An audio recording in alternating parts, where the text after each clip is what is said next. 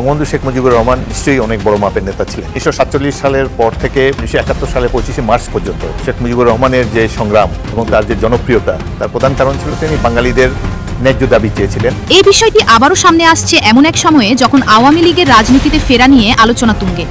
রাজনৈতিক বিশেষজ্ঞরা বলছেন আওয়ামী লীগকে দল হিসেবে নিষিদ্ধ করা সম্ভব নয়। আওয়ামী লীগ হলো বাংলাদেশের সবচেয়ে বড় এবং প্রাচীনতম রাজনৈতিক দল। আমরা শেখ মুজিবুর রহমানের পরিবার, আমরা এভাবে অবলীলায় আমাদের দেশের মানুষ এবং আমাদের দলীয় নেতাকর্মী সমর্থকদের থেকে মুখ ফিরিয়ে চলে যেতে পারি না।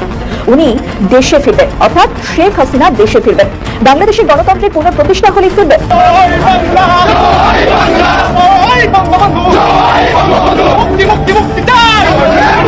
আওয়ামী লীগের সমস্ত কার্যালয় একে একে এভাবেই ফুলের তোড়া দিয়ে এবং রাজাকারের বাহিনীরা যত আপনার অরাজকতা চালাইছে, অত্যাচার চালাইছে, সমস্ত জায়গায় এভাবেই আওয়ামী লীগ উদ্বোধন করে যাচ্ছে।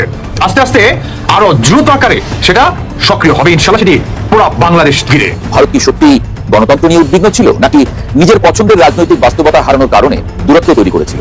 কারণ একই সময়ে শেখ হাসিনা এবং তার দলের বহু নেতাকর্মী ভারতে আশ্রয় পাওয়ার ঘটনাটি বাংলাদেশের জনমনে গভীর প্রতিক্রিয়া সৃষ্টি করে। তারেক রহমান যে শর্তে বাংলাদেশের রাজনীতিতে ফিরেছেন এবং প্রধানমন্ত্রী হচ্ছেন, সেই শর্তগুলো মেনে চলবে নাকি পোল্টি দেবেন? পোল্টি দিলে সেটি কি তারেক রহমান বর্তমান সরকার এবং বিএনপির রাজনীতির জন্য শুভ কোনো বার্তা বয়ে আনবে?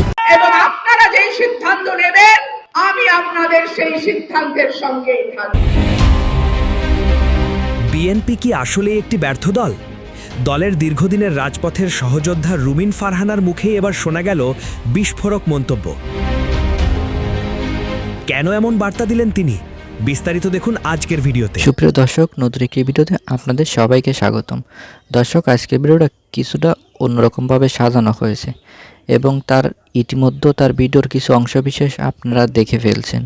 তাহলে বুঝতে পারছেন আজকের ভিডিওটা কোন বিষয়ের ইঙ্গিত করতে চলেছে এবং কতটা গুরুত্বপূর্ণ হতে চলেছে। তাই চলুন আমি আর কথা না বাড়িয়ে আগে ধারাবাহিকভাবে সম্পূর্ণ ভিডিওটি দেখে আসা যাক। তার আগে ছোট্ট একটি রিকোয়েস্ট, আপনি চ্যানেলটিতে যদি নতুন হয়ে থাকেন তাহলে অবশ্যই আমাদের চ্যানেলটি সাবস্ক্রাইব করে পাশে থাকার অনুরোধ রইল। আর যারা ইতিমধ্যে চ্যানেলটি সাবস্ক্রাইব করছেন তাদেরকে অসংখ্য ধন্যবাদ। তাহলে চলুন ধারাবাহিকভাবে সম্পূর্ণ ভিডিওটি দেখে আসা যাক। এবং আপনারা যেই সিদ্ধান্ত নেবেন, আমি আপনাদের সেই সিদ্ধান্তের সঙ্গেই থাকব। বিএনপি কি আসলে একটি ব্যর্থ দল? দলের দীর্ঘদিনের রাজপথের সহযোদ্ধা রুমিন ফারহানার মুখেই এবার শোনা গেল বিস্ফোরক মন্তব্য। কেন এমন বার্তা দিলেন তিনি? বিস্তারিত দেখুন আজকের ভিডিওতে। বিএনপির সহ আন্তর্জাতিক বিষয়ক সম্পাদক ও সাবেক সংসদ সদস্য রুমিন ফারহানা তার সাম্প্রতিক এক বক্তব্যে দলীয় কৌশল ও বর্তমান রাজনৈতিক পরিস্থিতিতে বিএনপির সীমাবদ্ধতা নিয়ে বিস্ফোরক মন্তব্য করেছেন। বিএনপিকে একটি ব্যর্থ দল হিসেবে আখ্যা দিয়ে তার দেওয়া বার্তাটি এখন রাজনৈতিক অঙ্গনে আলোচনার কেন্দ্রবিন্দুতে পরিণত হয়েছে। রুমিন ফারহানা তার লেখায় বা বক্তব্যে দলের অভ্যন্তরীণ কাঠামো এবং আন্দোলনের গতি প্রকৃতি নিয়ে হতাশা ব্যক্ত করেছেন। তার বার্তার প্রধান দিকগুলো হলো, দীর্ঘ সময় ক্ষমতার বাইরে থেকেও রাজপথে কার্যকর কোনো গণ অভ্যুত্থান গড়ে তুলতে না পারাকে তিনি বড় ব্যর্থতা হিসেবে দেখছেন। দলের ভেতরে সিদ্ধান্ত গ্রহণ প্রক্রিয়ায় ধীরগতি এবং তৃণমূলের সাথে কেন্দ্রের দূরত্বের কথা উল্লেখ করেছেন। বর্তমান রাজনৈতিক প্রেক্ষাপটে দলটি সঠিক সময়ে সঠিক সিদ্ধান্ত নিতে ব্যর্থ হচ্ছে বলে তিনি মনে করেন। রুমিন ফারহানার এই মন্তব্য দলের একটি অংশ ইতিবাচকভাবে নিলেও অন্য অংশ একে দলীয় শৃঙ্খলা পরিপন্থী হিসেবে দেখছে। নাম প্রকাশে অনিচ্ছুক বিএনপির এক সিনিয়র নেতা জানান, রুমিন ফারহানা সাহসী কথা বলেন, তবে দলের কঠিন সময়ে এমন মন্তব্য কর্মীদের মনোবল ভেঙে দিতে পারে। বিশ্লেষকরা মনে করছেন, রুমিন ফারহানার মতো একজন গুরুত্বপূর্ণ নেত্রীর এই ব্যর্থ তকমা বিএনপির ভবিষ্যৎ রাজনীতির জন্য একটি সতর্কবার্তা। এটি কি দলের সংস্কারের ইঙ্গিত নাকি ব্যক্তিগত ক্ষোভ, তা নিয়ে নানা গুঞ্জন চলছে। বিএনপিকে ব্যর্থ দল বলায় রুমিন ফারহানাকে নিয়ে বিভক্ত হয়ে পড়েছে নেটিজেনরা। রুমিন ফারহানার সেই বার্তায় কেউ বলছেন অবশেষে সত্যটা কেউ স্বীকার করল, আবার কারো মতে দলের দুঃসময়ে এমন কথা বলা উচিত হয়নি। সোশ্যাল মিডিয়ায় কমেন্টের বন্যা বয়ে যাচ্ছে। কেউ বলছেন আন্দোলনের ডাক দিয়ে ঘরে বসে থাকাই বিএনপির ব্যর্থতার মূল কারণ, যা রুমিন ফারহানা আগুল দিয়ে দেখিয়ে দিয়েছেন। অন্যদিকে দলীয় সমর্থকদের দাবি প্রতিকূল পরিবেশে টিকে থাকাটাই বড় সাফল্য। রুমিন ফারহানার এই একটি বার্তাই এখন দেশের ডিজিটাল মিডিয়ার প্রধান আলোচনার বিষয়। ব্যারিস্টার রুমিন ফারহানা বিএনপিকে ব্যর্থ দল হিসেবে অভিহিত করার পর দলটির ভেতরে এবং বাইরে তীব্র প্রতিক্রিয়ার সৃষ্টি হয়েছে। রুমিন ফারহানার এই বক্তব্যকে উদ্দেশ্য প্রণোদিত এবং ব্যক্তিগত হতাশার বহিঃপ্রকাশ বলে দাবি করেছেন বিএনপির সিনিয়র নেতারা। বিএনপি একটি গণমানুষের দল, প্রতিকূল পরিবেশেও দলটি টিকে আছে এবং আন্দোলন চালিয়ে যাচ্ছে। রুমিন ফারহানা ব্যক্তিগতভাবে কোনো সুবিধা না পেয়ে বা ভিন্ন কোনো এজেন্ডা বাস্তবায়নে দলকে ব্যর্থ বলছেন। এটি তার নিজস্ব মত, দলের প্রকৃত চিত্র নয়। বিএনপির যুগ্ম মহাসচিব পদমর্যাদার এক নেতা বলেন, রুমিন ফারহানা দীর্ঘদিন দলের গুরুত্বপূর্ণ পদে থেকে সুযোগ সুবিধা ভোগ করেছেন। এখন দলের কঠিন সময়ে এই ধরনের বক্তব্য দেওয়া রাজনৈতিক শিষ্টাচারের পরিপন্থী। তিনি আরও যোগ করেন, যারা রাজপথে নেই, ড্রয়িং রুমে বসে সমালোচনা করা তাদের জন্য সহজ। রুমিন ফারহানার এই বার্তায় ক্ষুব্ধ প্রতিক্রিয়া জানিয়েছেন তৃণমূলের নেতাকর্মীরাও। সামাজিক যোগাযোগ মাধ্যমে অনেক কর্মী লিখেছেন, যে দল তাকে পরিচিতি দিয়েছে সেই দলকে ব্যর্থ বলা মানে কর্মীদের ত্যাগকে অপমান করা। অনেক জায়গায় তার বিরুদ্ধে সাংগঠনিক ব্যবস্থা নেওয়ারও দাবি উঠেছে। বিশ্লেষকরা মনে করছেন, রুমিন ফারহানার বক্তব্য এবং বিএনপির এই পাল্টা প্রতিক্রিয়া দলটির অভ্যন্তরীণ সংকটেরই প্রতিপ্রকাশ। এই পরিস্থিতির ফলে সাধারণ কর্মীর মনোবল ভেঙে যেতে পারে বলে আশঙ্কা করা হচ্ছে। আরও জানতে চোখ রাখুন ডেইলি নিউজ 36-এ।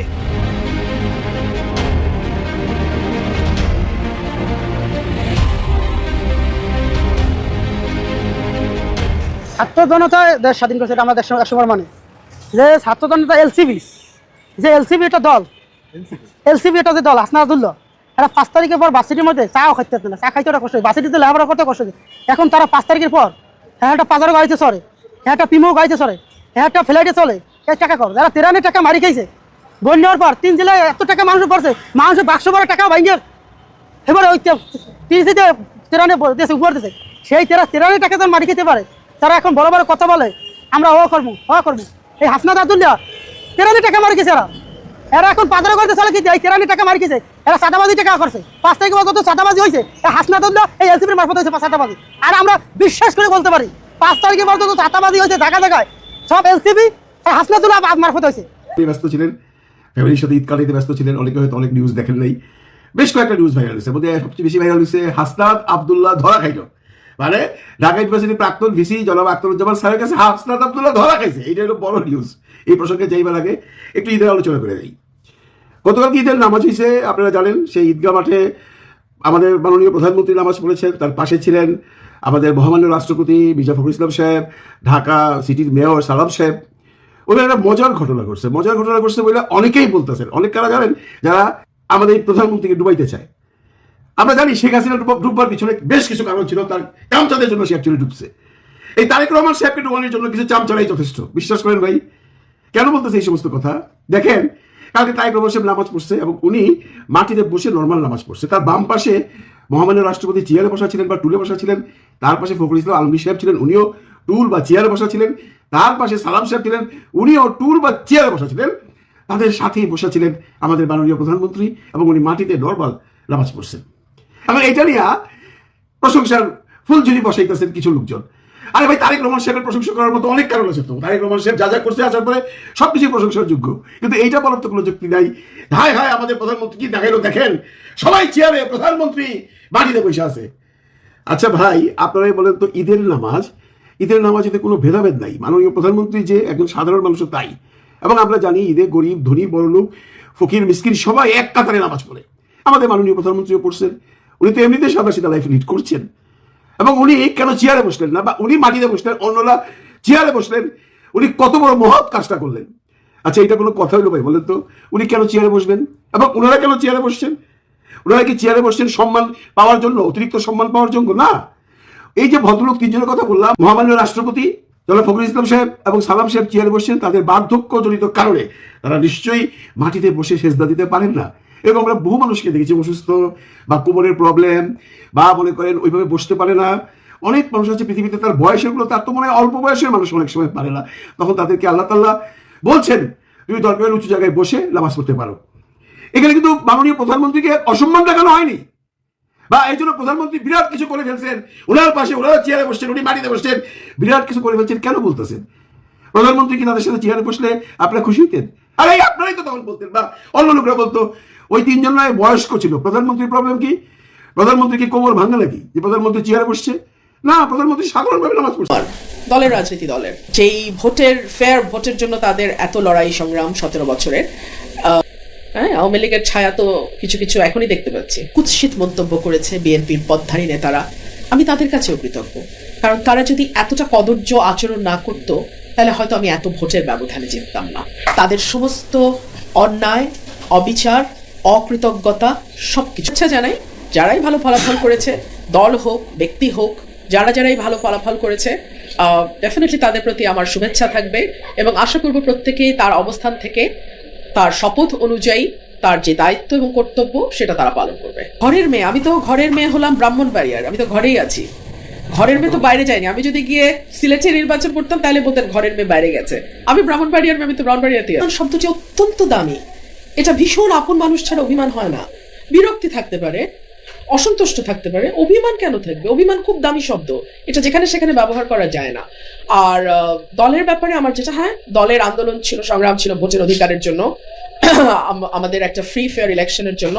সার্টেনলি সেই আন্দোলনে আমি শরিক ছিলাম, কিন্তু একই সঙ্গে দলের 18 মাসের কার্যক্রমে আমরা দেখেছি কি করে মানুষের কাছ থেকে পয়সা আদায় করা যায়, কি করে জুলুম করা যায়, কি করে জমি দখল করা যায়, ব্যবসা দখল করা যায়, বালুর ব্যবসা করা যায়, কি করে দুর্নীতি করে পয়সা কামানো যায়, কি করে র্যান্সেকিং করা যায়, তদবিরবাজি করা যায়, কি করে চাঁদাবাজি করা যায়। এখন আপনি কি বলতে চান আমি ওগুলোর সঙ্গী হব?